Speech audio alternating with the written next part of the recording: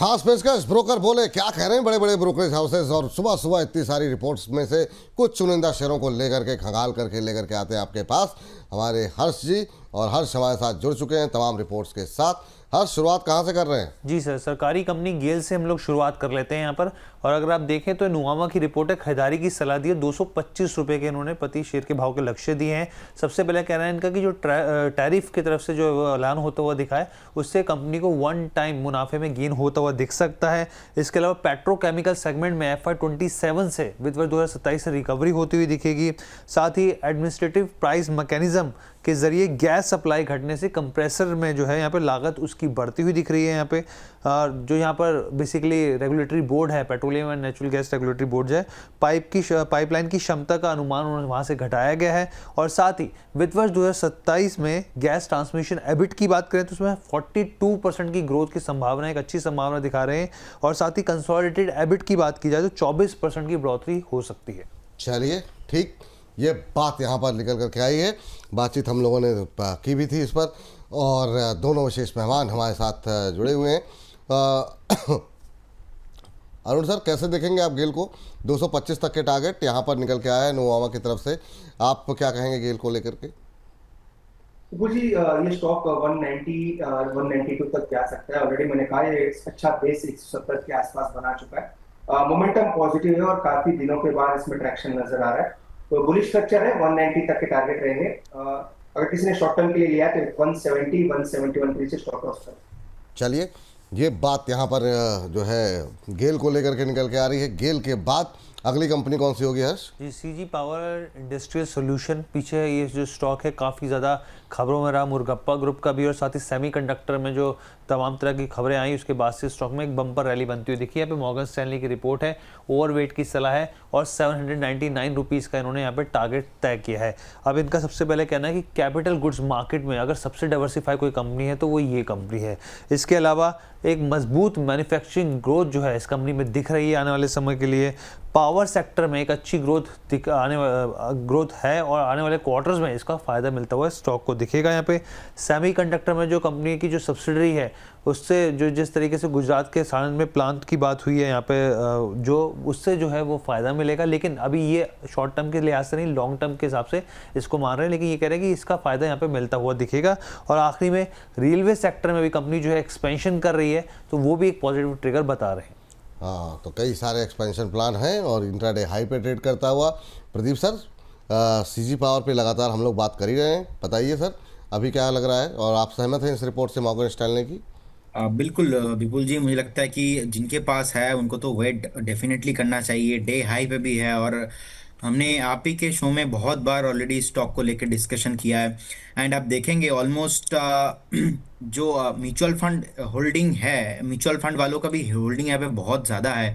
Almost अब मैं देख पा रहा हूँ मोतीलाल ओसवाल का जो फ्लेक्सी कैप फंड है ऑलमोस्ट 900 करोड़ के आसपास उनका बाइंग है। एक्सिस का ऑलमोस्ट 600 करोड़ के आसपास बाइंग है।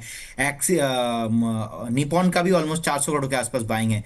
तो म्यूचुअल फंड हाउस ने भर भर के जो है CG पावर अपने पोर्टफोलियो में रखा है। आप देखेंगे लास्ट 5 साल में बढ़िया रिटर्न दिया है। ऑलमोस्ट लास्ट 2 साल में भी 74% स्टॉक चला है। लास्ट 1 साल में 14% चला है। लास्ट 6 महीने से जो रैली है बहुत ज़्यादा हुआ है क्योंकि ये जो सेमीकंडक्टर वाला थीम है ये बहुत ही अच्छे से मुझे लगता है कि प्ले हो सकता है। 6 महीने में ऑलमोस्ट 29% चला है। लास्ट 1 महीने में भी ऑलमोस्ट 18% 19% चल चुका है। तो ये जो स्टॉक है आप देखेंगे ऑलमोस्ट 200 DMA 100 DMA एंड जो 50 मूविंग 220 मूविंग जितने भी हम मूविंग एवरेज प्राइस को देखते हैं सबके ऊपर ही सस्टेन हो रहा है। सो कहीं ना कहीं मुझे लग रहा है कि स्टॉक एक बार फिर से 850 900 जाने के लिए रेडी हो रहा है। तो करेंट जोन से मुझे लगता है कि मैं तो करेंट जोन से बाय करने का सलाह नहीं दूंगा क्योंकि मुझे लगता है कि एक बार और एक डिप मिल जाए आपको 760 750 एक बार थोड़ा नीचे आपको मिल जाता है तो अच्छा होगा क्योंकि स्टॉक ऑलरेडी चला हुआ है।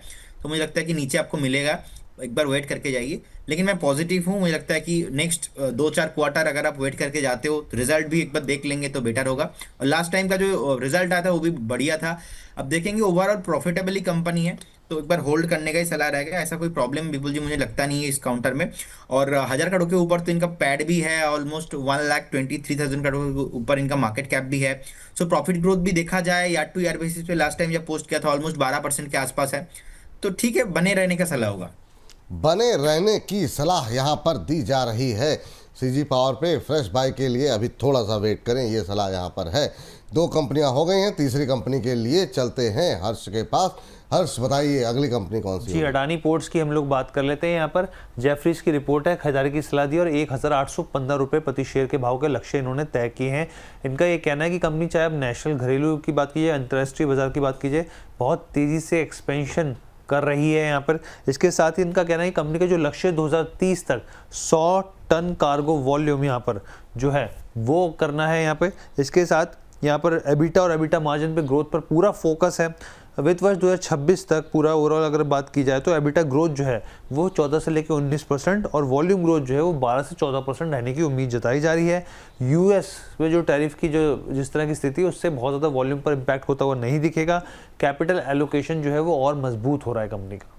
चलिए, तो ये अदानी पोर्ट पे राय जेफरीज की, और इस पर हम लोगों ने बातचीत भी की थी आज भी। और मैं चाहूँगा इस सेगमेंट के लिए अरुण सर अपनी राय को दोहराएं कि क्या सर एक बार बताइए क्या करना चाहिए अभी, और सहमत हैं आप क्या जेफरीज की इस रिपोर्ट से? बिल्कुल ये स्टॉक बुलिश ट्रेंड में है और काफी अच्छा मोमेंटम इसमें आ सकता है। 1800 थोड़ा बड़ा टारगेट है जी, पर 1500 से 1550 तो मुझे लग रहा है स्टॉक आपको नियर टर्म में दिखा सकता है। थोड़ा आप कह सकते हैं ब्रेकआउट वाली स्थिति बन चुकी है और मोमेंटम काफी पॉजिटिव है, तो डेफिनेटली स्टॉक को रडार पर रखना चाहिए। हाई करेक्शन पे बाय करें, नीचे में एक्यूमुलेशन जरूर करना चाहिए। 1500 से 1550 वहां तक स्टॉक जाना चाहिए। वैसे भी ब्रेकआउट हो चुका है पूंजी, तो कंसोलिडेशन के बाद मुझे लग रहा है मोमेंटम और बन सकता है।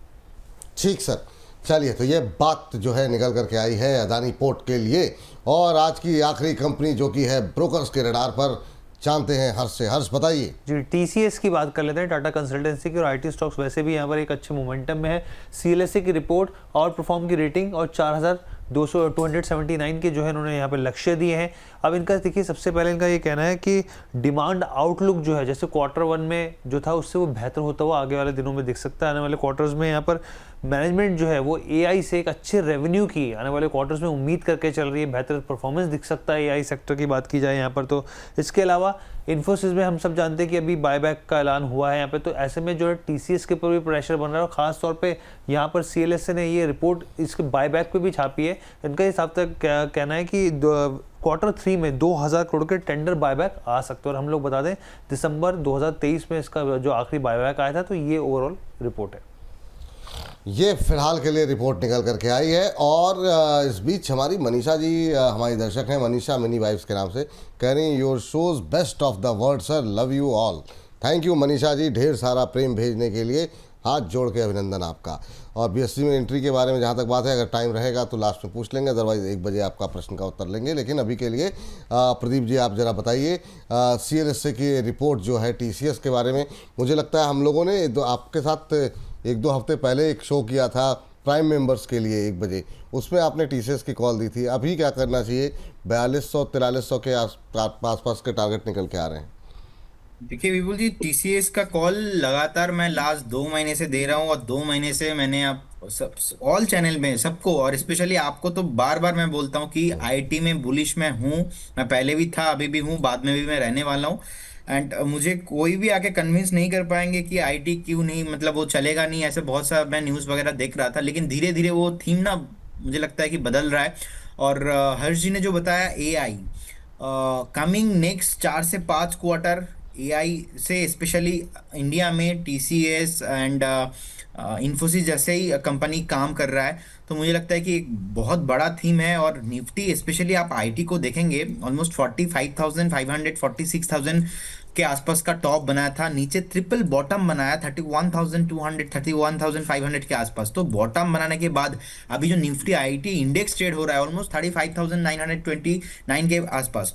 आज से 3-4 महीना 5 महीना बाद आप बहुत जल्दी देखेंगे जो है निफ्टी आईटी आपको 40,000 के ऊपर आते हुए दिखेंगे। उसी टाइम में टीसीएस जैसे स्टॉक्स आपको 3700 3800 उसके ऊपर आते हुए दिखेंगे। तो ये जो टारगेट है 4280 के आसपास, मुझे लगता है कि इजीली पॉसिबल है। आपको करेंट जोन से भी बाय करना चाहिए।